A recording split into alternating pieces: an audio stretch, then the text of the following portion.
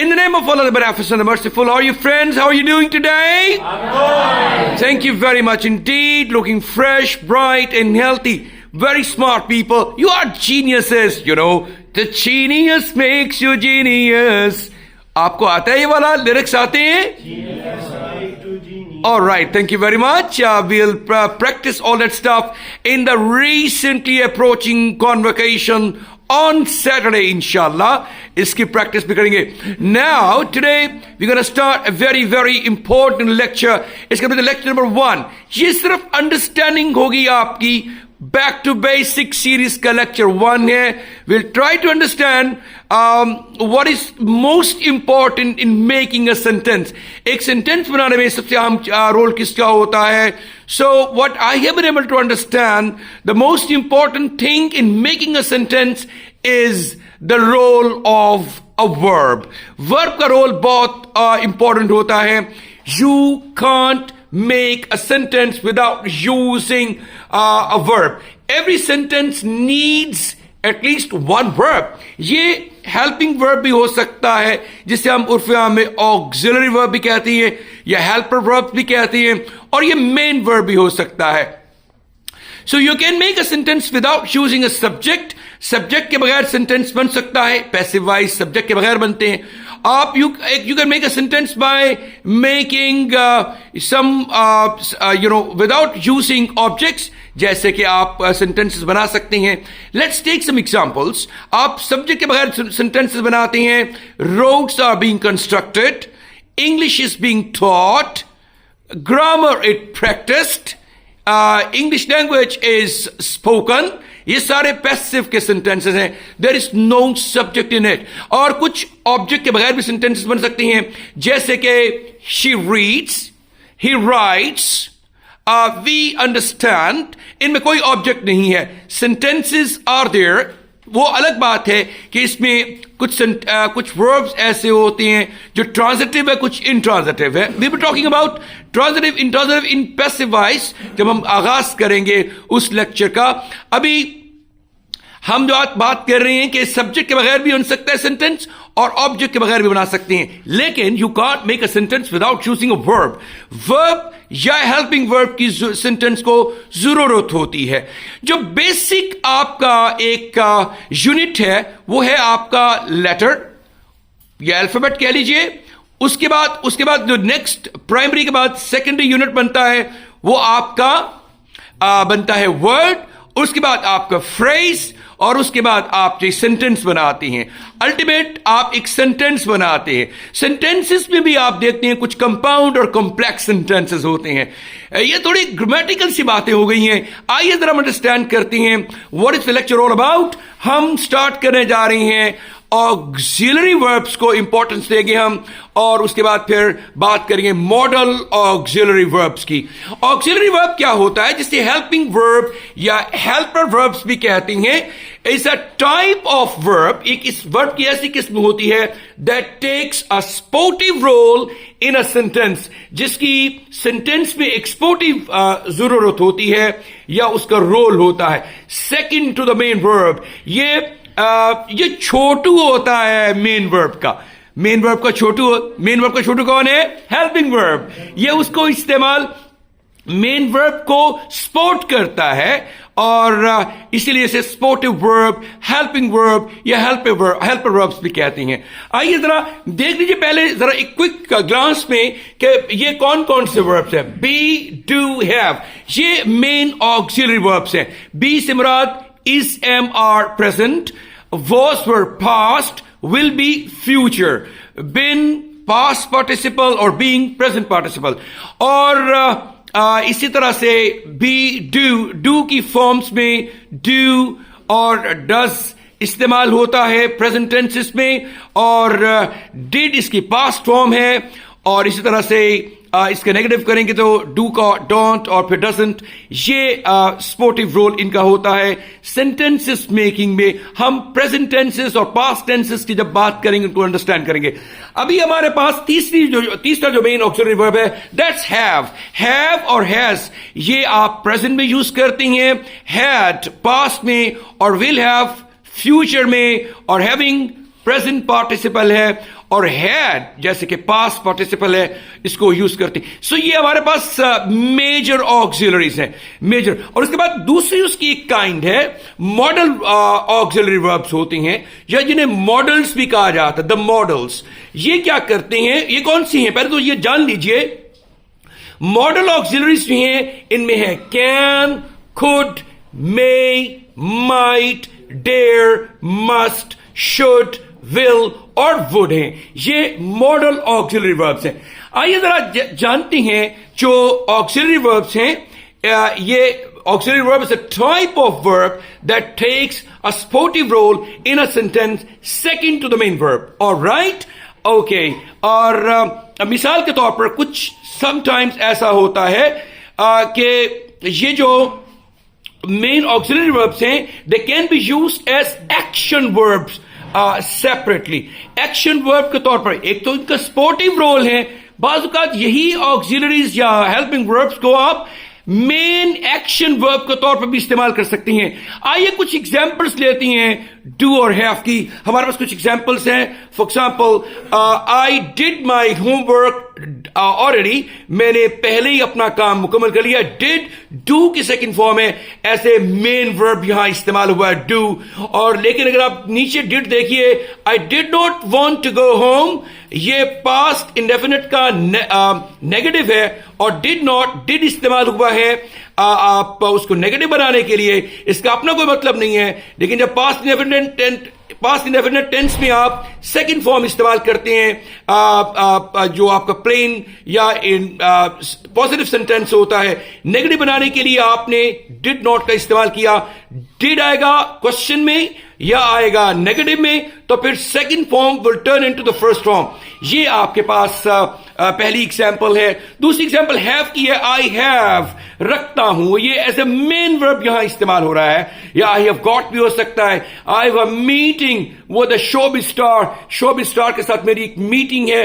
यहां have as a main verb इस्तेमाल हुआ है. दूसरा सेंटेंस है I have waited a long time for this, मैं इंतजार किया है, मैंने ये प्रेजेंट परफेक्ट टेंस है, इसमें हैव का इस्तेमाल स्पोर्टिव है, या ये ऑक्सिलरी वर्ब के तौर पर इस्तेमाल हो रहा है. I have waited a long time for this, मैंने इसके लिए काफी इंतजार किया. लिहाजा they can be used as action verb separately. एक दिन का स्पोर्टिव रोल है, हेल्पिंग रोल है, ऑक्सिलरीज हैं, दूसरा मेन वर्ब के तौर पर भी इस्तेमाल हो सकते हैं.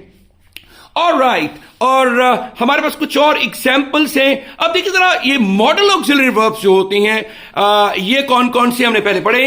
ये कैन, उसकी पास्ट फॉर्म है कुड, मे उसकी पास्ट है might, dare, must, should, will और उसके पास्ट है वुड. ये हमारे पास ये कुछ एग्जाम्पल्स हैं जी.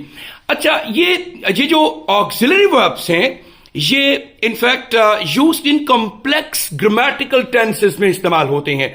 मिसाल के तौर पर परफेक्ट और कॉन्टिन्यूअस में, वैसे तो तमाम टेंसेस में ऑलमोस्ट इस्तेमाल होते हैं, लेकिन कॉन्टिन्यूअस और परफेक्ट कॉन्टिन्यूअस टेंसेस कौन से हैं? Present continuous, past continuous, future continuous. फिर परफेक्ट कॉन्टिन्यूअस टेंसेस होते हैं, present perfect continuous, past perfect continuous और फ्यूचर परफेक्ट कॉन्टिन्यूअस. 6 टेंसेस और कॉन्टिन्यूअस के हो गए. और परफेक्ट टेंसेस कौन से हैं? Present perfect tense, past perfect tense, future perfect tense. तो ये 3 ये मिलाए तो 9 हो जाएंगे. अच्छा, इन 9 में तो डायरेक्टली इस्तेमाल होती हैं, ये ऑक्सिलरी इस्तेमाल होते हैं. जैसे आप देखेंगे, आप उसकी एग्जाम्पल्स हमारे सामने आ जाएंगी. जैसे बी डू हैव है, कॉन्टिन्यूस में आप इज एम आर इस्तेमाल करते हैं, पास्ट में वॉज वर और फ्यूचर में विल भी इस्तेमाल करती हैं. और परफेक्ट कॉन्टिन्यूस में has been, have been, had been और विल हैव बिन का इस्तेमाल हो रहा है. थर्ड फॉर्म उसकी पास्ट पार्टिसिपल है. इसी तरह से आप परफेक्ट टेंसेस में ये इस्तेमाल किया. परफेक्ट कॉन्टिन्यूअस टेंसेस में, परफेक्ट टेंसेस में हैज, हैव इस्तेमाल हुआ, हैड इस्तेमाल हुआ और विल हैव इस्तेमाल करते हैं आप. और जो बाकी बचते हैं आप बस इंडेफिनिट टेंसेस. इंडेफिनिट टेंसेस में आप प्रेजेंट इंडेफिनिट है, पास्ट इंडेफिनिट, फ्यूचर इंडेफिनिट है. प्रेजेंट इंडेफिनिट्स में आप इस्तेमाल करते हैं डू और डस का इस्तेमाल करते हैं. सेंटेंस को नेगेटिव या इंट्रोगेटिव बनाने के लिए पास्ट इंडेफिनिट टेंस में आप डिड का इस्तेमाल करते हैं, फ्यूचर में विल और शेल का इस्तेमाल होता है। शेल बहुत कम इस्तेमाल होता है मॉडर्न इंग्लिश में, इन स्पोकन इंग्लिश। इस तरह से विल का इस्तेमाल चूंकि आइल, will, you will, del, heal, शील, इटल इस्तेमाल होता है। तो ये हमारे पास विल एक मॉडल ऑक्सिलरी वर्ब है, ये भी इस्तेमाल होता है। तो तमाम ऑलमोस्ट टेंसेस में और पैसिव वॉइस जो है आपके पास, उन तमाम में आप इस्तेमाल करेंगे बी, डू, हैव को। और उसमें स्पेशली आपका इस्तेमाल होता है बी, जिसमें आप देखिए अगर स्ट्रक्चर्स को पैसिव वॉइस के, is am are, object is am are third form, object was were third form, object will be third form, object is being, am being, are being third form, object was being, were being third form, object will be third form, object has been, have been third form, object had been third form, object will have been third form. ये passive voice के structures हैं, इनमें भी आपने B का इस्तेमाल किया है समहाउ। तो बहुत इंपॉर्टेंट यूज है बी का। लेट्स टॉक अबाउट जी, ये परफेक्ट और कॉन्टिन्यूस टेंसेस में इस्तेमाल होता है। Show various aspects of time, और कितने वक्त के लिए कोई एक चीज बरकरार रही है उसकी बात करते हैं ये ऑक्सिलरीज में है। ऑलराइट, अब हमारे पास जो मॉडल्स हैं, मॉडल ऑक्सिलरी वर्ब्स हैं, मेन ऑक्सिलरी वर्ब्स के बाद मॉडल ऑक्सिलरी वर्ब्स हैं। दे express different meaning of the main verb. जो मेन वर्ब का डिफरेंट मीनिंग ये जाहिर करते हैं या उसके बारे में बात करते हैं। मिसाल के तौर पर माइट है, हमने उसका सेंटेंस बनाया है, एक ही जुमला है, it might rain today, possibility show करता है। It can rain today, ability show करता है। इट मस्ट रेन टुडे, इसमें नेसेसिटी जाहिर होती है। इट शुड रेन टुडे, इसमें सजेशन है। इट विल रेन टुडे, ये फ्यूचर एक्शन है। तो कुछ हमने मॉडल इस्तेमाल किए हैं, आपसे भी कुछ एग्जाम्पल्स लेते हैं। इट माइट रेन टुडे, इम्कान है कि आज बारिश हो। It can rain today, ability है इस रेन में कि आज वो हो सकता है कि आज बारिश हो, एबिलिटी की बात है। इट मस्ट रेन टुडे, जरूर आज बारिश होनी चाहिए।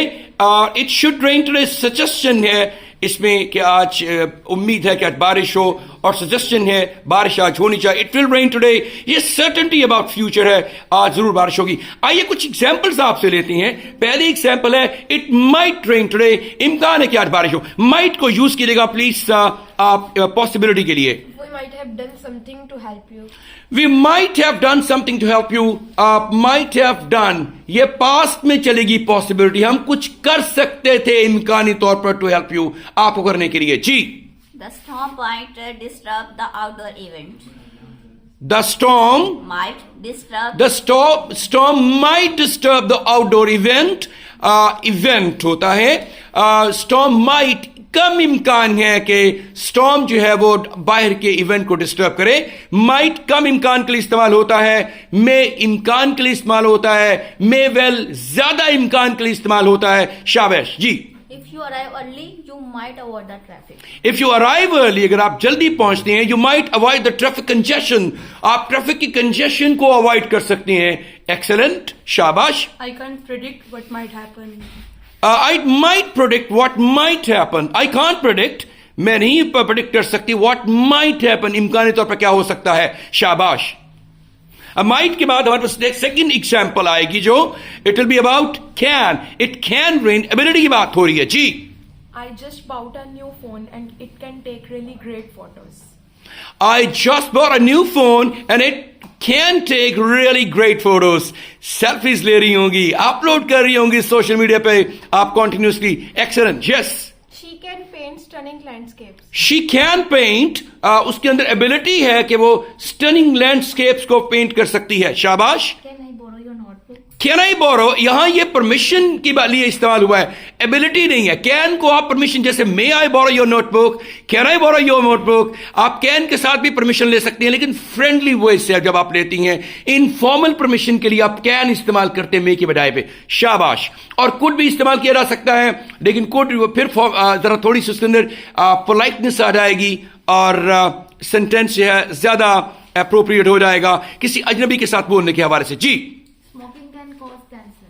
Nothing can, Smoking can cause cancer. Smoking can cause cancer, तमाम स्मोकर्स के लिए ये एक वार्निंग है।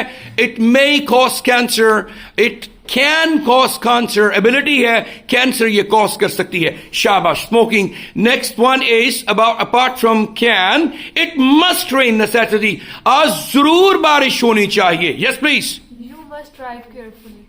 You must drive carefully. Necessity है, आपको जरूर केयरफुली ड्राइव करना चाहिए. जी. I must be careful not to upset her. I must be careful not to Upset her.